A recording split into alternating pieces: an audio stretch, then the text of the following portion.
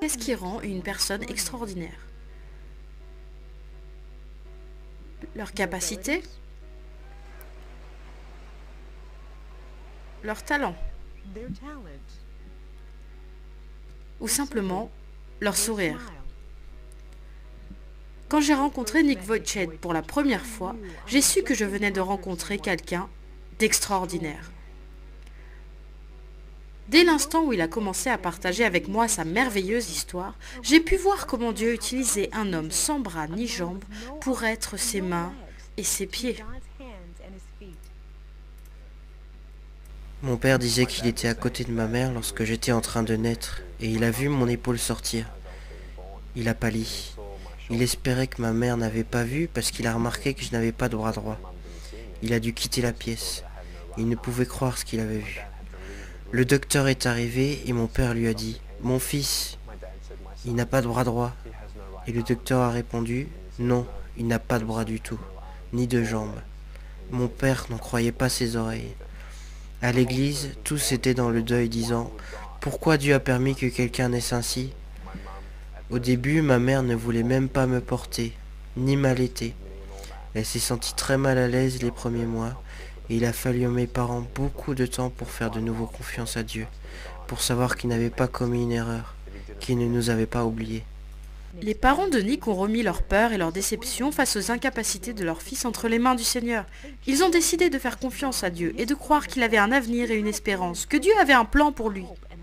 Mais alors que les années ont passé, Nick a fait face à de nombreux défis. Il avait du mal à faire confiance à un Dieu qui, selon lui avait donné moins qu'aux autres.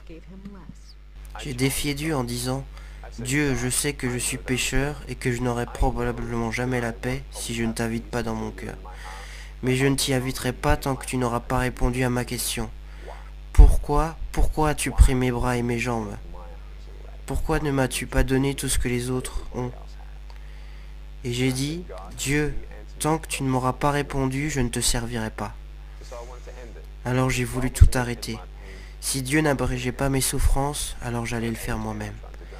C'est ainsi qu'à l'âge de 8 ans, j'ai tenté de me noyer dans mon bain. J'ai dit à mes parents, je veux juste me relaxer un peu, pouvez-vous me mettre dans le bain? Je me suis retourné à deux reprises pour voir si j'allais aller jusqu'au bout. N'y suis pas arrivé. La pensée qui m'a empêché de le faire, c'était l'amour que j'avais pour mes parents. Je les aime tellement. Tout ce qu'ils ont fait, c'est de m'aimer. Et j'ai pensé aux conséquences qu'aurait eu ma mort. J'ai imaginé mes funérailles. Je voyais que tout ce que ça apporterait serait un sentiment de culpabilité sur mes parents qui n'auraient rien pu faire de plus. Ce serait la dernière fois que Nick penserait au suicide, mais ce ne serait pas la dernière fois qu'il devrait faire face aux difficultés qui l'ont poussé à avoir l'envie d'en finir avec ses souffrances. Un jour, la mère de Nick lui a fait lire un article sur un homme très sévèrement handicapé, et l'histoire de cet homme a eu un très grand impact sur la vie de Nick. J'avais le choix, être en colère contre Dieu pour toutes les choses que je n'avais pas, ou bien être reconnaissant pour celles que j'avais. Ma mère m'a dit, Nick, Dieu va t'utiliser, je ne sais pas où ni comment, mais il va le faire. Et ces graines ont commencé à germer dans mon cœur. C'est là que j'ai compris que ça ne servait à rien d'être complet de l'extérieur quand on était brisé de l'intérieur. Et j'ai découvert que Dieu pouvait guérir sans changer les circonstances. J'ai donné ma vie à Jésus en lisant Jean 9 quand j'avais 15 ans. C'est l'histoire d'un homme qui arrive dans un village, il était aveugle de naissance. Jésus l'a vu et les gens disaient « Pourquoi cet homme est-il né ainsi ?» Jésus a répondu « C'est afin que les œuvres de Dieu soient manifestées en lui. » Et dans 2 Timothée 3,16, il est écrit que toute écriture est inspirée de Dieu. Et je crois que c'est Dieu qui m'a insufflé la vie et la foi. Cette foi est venue sur moi, cette paix est venue sur moi, et j'ai senti que Dieu avait répondu à ma question. Quelle était la question et quelle était la réponse? La question était pourquoi? Pourquoi m'as-tu créé ainsi? Et la réponse a été me fais-tu confiance? Voilà la question. Et quand on répond oui à cette question, rien d'autre n'est important. Mais pour vous en particulier, qu'est-ce qui vous a fait dire « Seigneur, je vais faire confiance à ta parole car elle a la vérité. Je vais te faire confiance même si je ne sais pas ce que tu me réserves pour demain. » Parce que je n'ai rien trouvé d'autre. Rien d'autre ne pouvait me donner la paix. Je savais que des jambes et des bras seuls ne pouvaient me donner la paix.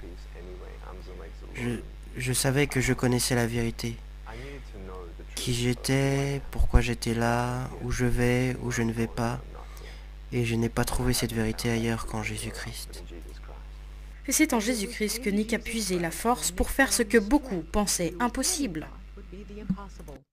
C'est dur d'être fort quand des gens vous disent constamment « Tu n'es pas assez bien, va-t'en, on ne veut rien avoir à faire avec toi. Nick, tu n'es personne, Nick, tu ne peux pas faire ceci ou cela, Nick, Nick, Nick. » Dans la vie, si tu ne sais pas la vérité, tu ne peux pas être libre. Parce que tu crois que les mensonges sont la vérité. Mais on réalise qui nous sommes en vérité en lisant la parole de Dieu. Je ne suis pas un homme sans bras ni jambes, je suis un enfant de Dieu. Je suis pardonné mes péchés, je suis ambassadeur du roi des rois, du Seigneur des seigneurs.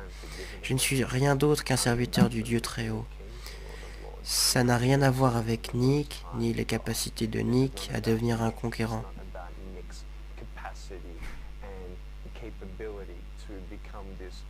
Je ne suis rien, rien. Mais Dieu, en revanche, vit en moi, et maintenant je vis dans sa force. Tout ce que Jésus conquit, je le conquis aussi. Je crois que si Dieu ne vous donne pas un miracle, vous êtes le miracle pour le salut d'autres personnes. Et je remercie Dieu de ne pas avoir répondu à ma prière, quand je le suppliais à l'âge de 8 ans, de me donner des bras et des jambes. Parce que, devinez quoi ? Du fait que je n'ai ni bras ni jambes, Dieu m'utilise partout dans le monde. Et ces 6 ou 7 dernières années, nous avons vu approximativement 200 000 âmes se tourner vers Jésus-Christ pour la première fois. Nick, préférerais-tu avoir des bras et des jambes ici sur Terre ? Non, c'est selon la volonté de Dieu.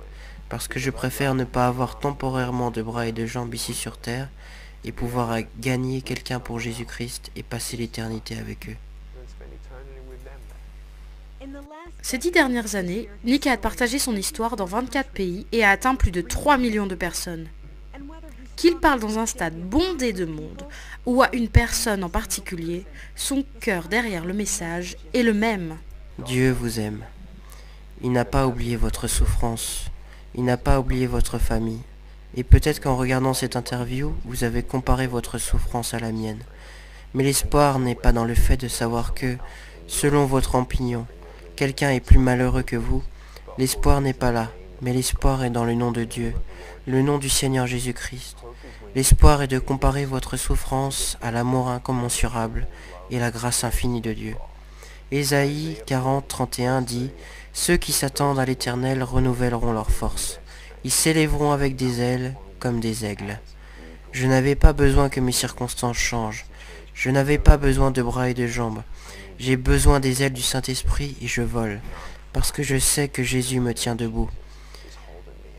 N'abandonnez pas Dieu, car lui ne vous abandonnera jamais.